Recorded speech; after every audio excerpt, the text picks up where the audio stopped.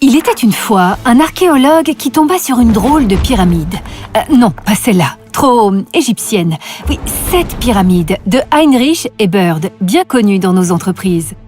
Quelle histoire nous raconte-t-elle?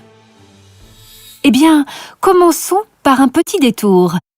Nos organisations peuvent être confrontées à plusieurs types de risques. Il y a des accidents du travail relativement fréquents et bénins, des accidents du travail plus graves, voire mortels, et des accidents industriels majeurs, heureusement rares, mais qui peuvent affecter les salariés, les installations, la population, l'environnement. La plus grande menace, bien sûr, est ici.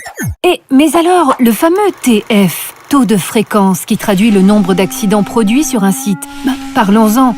Puisqu'il ne décrit que ce qui est déjà arrivé, il décrit finalement surtout des accidents bénins. Alors, réduire son TF, c'est une chose, mais est-ce que ça a un véritable impact pour prévenir les accidents plus graves? Oui, semble nous dire la pyramide de Bird. Événements bénins et graves sont proportionnels. Alors, si on réduit la base, ça réduira le sommet, ça semblerait logique.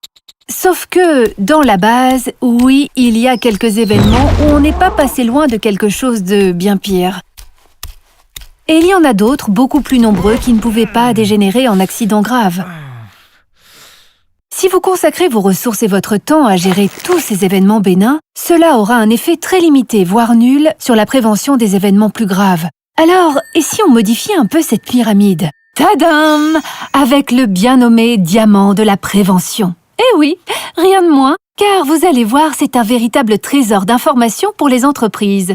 Ici, on s'intéresse bien sûr aux accidents graves avérés, dont on veut se prémunir, mais aussi à cette petite partie de la base, ici, où si les circonstances avaient été un peu différentes, cela aurait pu être vraiment grave. Ce sont ces événements-là, d'apparence bénin, mais qui comportent ce qu'on appelle un haut potentiel de gravité qu'il faut essayer de comprendre, d'observer, d'analyser, de détricoter. Pas simple à reconnaître, me direz-vous? Commencez par vous demander, dès le signalement, aurais-je été étonné si cette situation avait conduit à quelque chose de grave? Est-elle un archéologue qui passe la Terre dans son tamis? Vous filtrerez les événements pour ne garder et ne consacrer votre énergie qu'aux pépites. Concentrons-nous sur l'essentiel, nos vies.